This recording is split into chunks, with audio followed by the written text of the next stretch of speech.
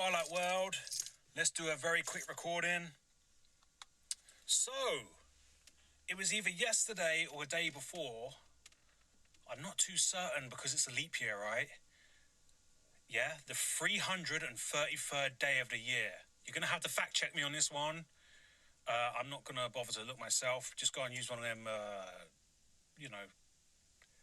websites that work out calendar dates and whatnot. But yeah, I'm pretty sure the Thursday was the 333rd day of the year. If not, it was yesterday. But nevertheless, here or hereabouts, 333rd day of the year. And what happens? Bam! An offensive kicks off in Syria. Now, could you call it a new offensive or a resurrection of an old offensive? A replay, a rehash, an eternal looping of a narrative? I don't know. But this isn't the first time, is it, that Syria has been on the world stage regarding war and fighting and so on. But yeah, man, apparently the insurgents, which are, some say, Western-backed insurgents, have launched an offensive, taking over Aleppo, which is Syria's second biggest city, and taking on the Assad government. Of course, in the West, they call him the Assad regime. They paint Assad as the bad guy because he's in bed with Russia. If you remember, a few years ago, I can't remember, maybe 2015, but yeah, man, it was kicking off in Syria, and the Russians were backing the Assad government, and eventually, I think the Russians and the Syrian government eventually pushed the insurgents back, right? And then it kind of died down. But, yet again, people can do their own research, but in that time, a fair few YouTubers, like travel vloggers, both low profile and high profile, have been to Syria. And when they're walking around those war-torn towns, they are ghost cities. No one lives there. So yeah, of course, they are bombed to smithereens and smashed up, but no one lives there. They're all empty buildings. A bit like when I went to Cyprus. And if you go look at one of my older videos where I was walking around the ghost city of Cyprus, yeah, building after building, yeah, 7 miles across of empty buildings, yeah, that easily they could use to stage fighting in anywhere in the Middle East, because although it's in Cyprus, it has the same climate and aesthetic as anywhere. Somewhere in Israel, somewhere in Lebanon, somewhere in Syria. Of course, Syria itself has many of these ghost cities where no one lives. I think it's over 150,000 Syrians have, left Syria in the last decade. That's leaving a lot of empty buildings and stuff, right? A lot of empty towns where you can stage and fake wars. But yeah, man, it's interesting, isn't it? That in and around the 333rd day of the year, a new narrative breaks out in World War 33. And today's Saturday, you may be listening to this well into the future or days later, but today's Saturday, and yeah, man, this is dominating this is center stage on the in the mainstream media. This is everywhere, right? Yeah, the Eye of Sauron is now looking at Syria, and front and center, world stage theater right now, Syria. How long that will last, I don't know. How much they're going to drag this out, I don't know. But isn't it interesting, yeah, that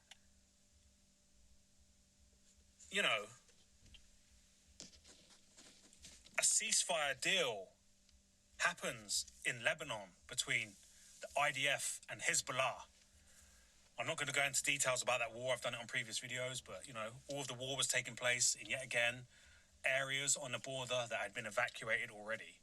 Precision bombing on evacuated areas, yeah? That's how they do it. But yeah, so that technically means, yet again, I might not be spot on with this, but around the 330th day of the year is when a ceasefire deal was broken in Lebanon, yeah?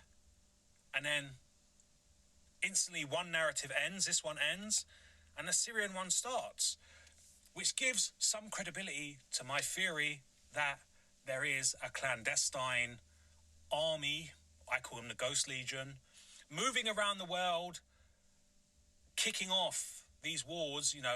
With every war, you have the initial first couple of days, which are always the most theatrical. Yeah? The most triggering, the most grandiose, right? And then days after, it will go down to a bare minimum, but throughout however long that war goes on, they'll keep using the footage from the first couple of days, which were, on your TV screens, on your Black Mirrors, horrendous, right? 15 out of 10 on the Richter scale of, grandiose Hollywood theatrical explosions and buildings being destroyed and fighter jets in the sky and stuff, right? So the Ghost Legion kick it off, yeah? This would be an illusion operation, well planned, well engineered, and the purpose of the illusion is to manifest a real response. So the people that easily fooled, easily hypnotized people of the world that believe these trigger events, these illusion operations are real, they then sign up to the army, join up, partake, and now they bring it into existence via their participation on the world stage theatre. See, again, these dates are crazy, right? Now, what's even more interesting is in between the 330th day of the year and the 333rd day of the year, a day before it kicks off in Syria, the head of MI6, I think his name's Richard Moore, Sir Richard Moore, comes forward at this conference, we'll talk about this conference in a sec, and pretty much says a war is going to kick off in the Middle East. And he clearly says, and you go watch this video, he's not talking about Lebanon and Israel, he's not talking about that, he's talking about, he's basically talking about Syria. Now, isn't it interesting, the head of the British intelligence services, a day before, pretty much says what's going to happen, yeah? Yet again, this gives more credibility that the phantom menace we're all looking for, the puppet master, is the City of London and the British intelligence services. Now, of course, this guy they call C. C is short for chief, the chief of MI6. And by the way, they don't really call themselves MI6 anymore. They're actually called SIS, Secret Intelligence Services. But people associate the name MI6 because of James Bond and everything. But yeah, they're not called MI6 or MI5 anymore. It's SIS. But nevertheless, he is just a spokesman. We will never ever get to see the real people or entities that are running the British intelligence services. Yeah, he's just a spokesman who comes out, a public figure who comes out and does these speeches and that. So we have a human face to this organization that probably isn't run by humans.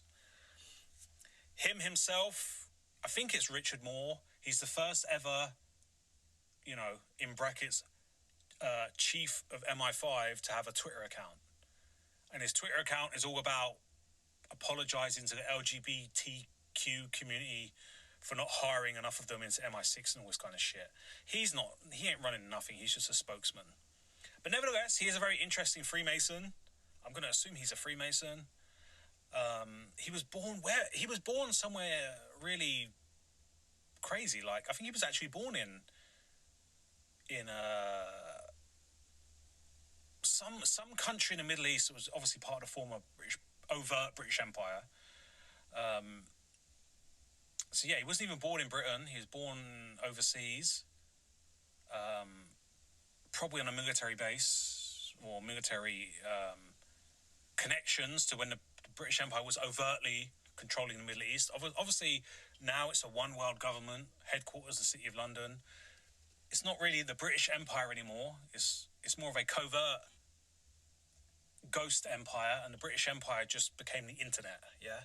And they're controlling the world via the internet. But anyway, different story for a different day. This thing here in the background where he's at, in Paris or in France, the Entente Cordiale was an agreement between France and Britain back in 1904. Yet again, at some point, your country has in some way, shape or form submitted, signed over to the British Empire, to the City of London, yeah? So they done this, the French basically joined forces with the British out of fear of German expansion as a way to protect themselves. They had to join with the British Empire to protect themselves from German expansion. But as we all know, like, this is level 1 conspiracy stuff. Germany was under the control of City of London as well. This is what they do. This is a double cross system, yeah? You're playing both sides off against each other. The City of London plays every nation, every faction off against each other. They run between both sides, fueling both sides, playing them both against each other.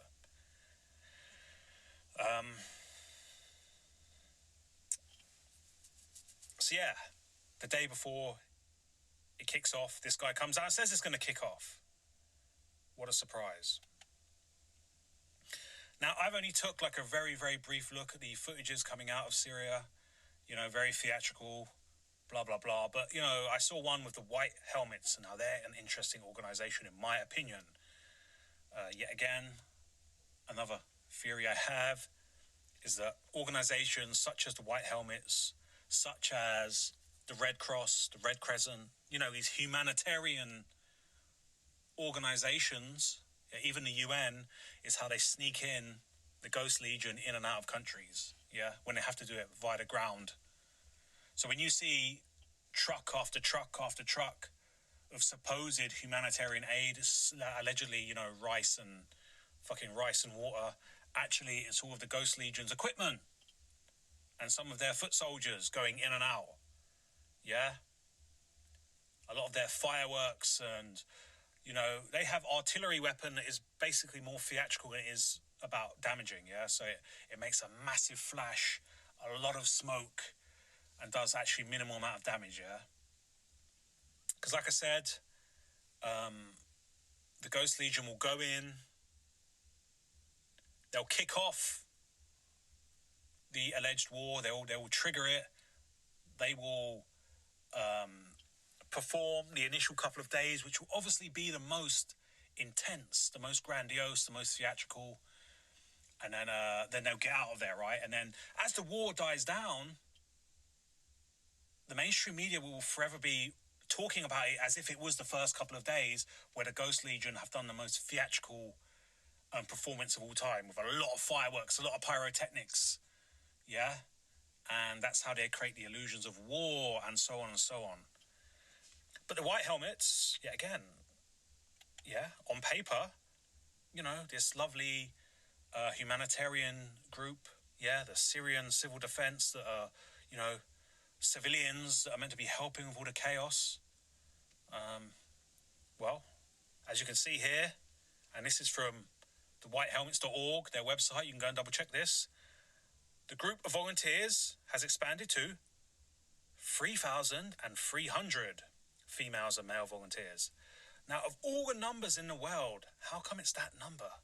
The number of deception, the number of hypnosis, how come? Well, because this organization was set up by a British military guy. Yet again, all roads lead back to London and the British intelligence services. Now, this, in my opinion, is a James Bond 007 villain, if ever I saw one. A real Freemason. James Le Mesurier. Even though he's a British guy, he has a French name. It kind of reminds me of Le Chiffre from Casino Royale, James Bond villain. And this is from the BBC. I took a quick screenshot. A dashing former army officer in his 40s, Le Mesurier had made his name as the co-founder of the White Helmets, the group of several thousand young Syrian men and women who pulled survivors and bodies from the rubble of bombed-out buildings in rebel-held areas of war-ravaged country. So he's obviously set up this charity, which is now being used, in my opinion, by the Ghost Legion to move stuff in and out, Freemasons are just like the CIA, just like the KGB, just like every secret society. The Freemasons are used by the hidden hand to, useful idiots to make shit happen. I don't think And when I say Freemasons, I'm talking about real City of London Freemasons. I'm not talking about your mate who joined a local lodge at the end of his road. That's decoy Freemasonry. That's there to hide real Freemasonry. Yeah. If there's ever a real genuine revolution, it's those decoy Freemasons that are going to get dragged out of the building, and it's those decoy Freemason lodges that are going to get burnt down. Yeah. There's only one Freemason lodge that's worth worrying about, and that's the Grand Lodge in London. Yeah. Freemasonry is just a civilian arm of MI6. Yeah. It's how you get people to work for the British Empire without them knowing they're working for the British Empire, thinking they're doing it for, I don't know, Hermes or Apollo or whatever fucking stupid Freemason god they put up there. It's all junk. It's a way of getting people from who don't have a British background to be moving their country and economy and military in favour of Britain without even knowing it. And when I say Britain, and this is why I turn the comments off, I'm not talking about people that live in Britain. I'm not talking about English or Scottish people like me. Yeah? I'm talking about that what used to be called the British Empire, which has never, ever put British people first. Trust me, the English, the Irish, the Scottish, the Welsh have suffered the most at the hands of the British Empire, and are the only ones that have ever really fought back. Yeah? If you think what the African slaves went through is bad, it's nothing compared to what working class English people went through. Because I always get people that say stupid things like, yeah, that's why I hate the British. It's not the British people that live in Britain you need to be hating, because they're actually leading the way when it comes to resisting the British Empire. But yeah, man, James Le Mesurier, interesting character. Here's another little screenshot I took. James Gustav Edward Le Mesurier, OBE. OBE means Order of the British Empire. Yeah. Bill Gates is he's a KCBE. Yeah. Bill Gates, the boogeyman of conspiracy theory. Yeah. The biggest landowner in the USA is a KCBE. Knighted Commander of the British Empire. Yet again, all roads lead back to London. Yeah. All these figures out on the world stage ultimately all work for the Crown. They all work for the City of London. They all work for the British Empire. It's a one world government, headquarters, City of London. You know, even Trump, a lot of people out there have done really good research that pretty much proves that Trump was a character created by the British Psychological Warfare Department, or former members of the British Psychological Warfare Department. Now, people in America right now should be going fucking nuts that the British Psychological Warfare Department are creating fucking presidents of their country, but they're not. It's not even spoken about because the internet doesn't allow those important conversations. It steers you into conversations that it wants you to have. And that's a different topic for a different day, but it's why, a lot of people say about me I should have 22 million followers and all this kind of stuff. I never will because of the shit I'm talking about. You want 22 million followers, yeah, you have to be talking about the chicken feed. You have to be pecking on the chicken feed that they're putting out there. I will always be shadow banned because I'm talking about stuff that you're not allowed to talk about, or you're not supposed to talk about. Yeah, you can talk about the Jews all day long. You can talk about Anunnaki space aliens all day long. But if you point out the obvious, actually the City of London and the British intelligence services are actually the boogeyman, the Phantom Menace everyone's looking for. See you later. But yeah, he died on the 11th of the 11th month. Interesting numerology there. So he's probably not a real person. Probably a guy in a mask, like in Mission Impossible. He done his job. He set up this white helmets in Syria, which obviously gives the British Empire an in and out to Syria all the time. And that's it. He done his job. He played his role. Exit stage left. Pulls off his rubber mask and goes back to whatever role he's playing. Yeah, an MI5 guy, a real Freemason, James Le Mesurier. Probably saying that wrong, but whatever. I didn't finish reading this, did I? James Gustav Edward Lemessurier, OBE, was a British former military officer and security consultant who was the co-founder of the White Helmets, a volunteer civil defense organization in the Syrian civil war, founded in southern Turkey in 2014. Now, interestingly, he was born on a Royal Air Force base in Singapore. Of course, back in the days when Singapore was still part of the overt British Empire. Singapore, Hong Kong, all them places are still part of the British Empire, but now they're covertly, meaning hidden. The best way to hide a one-world government is to create the illusion there are multiple factions hustling and bustling for control. So anyway, I think that's it for now, for this little talk. I wanted to make it as quick as possible. We live in a twilight world. There are no friends at dusk.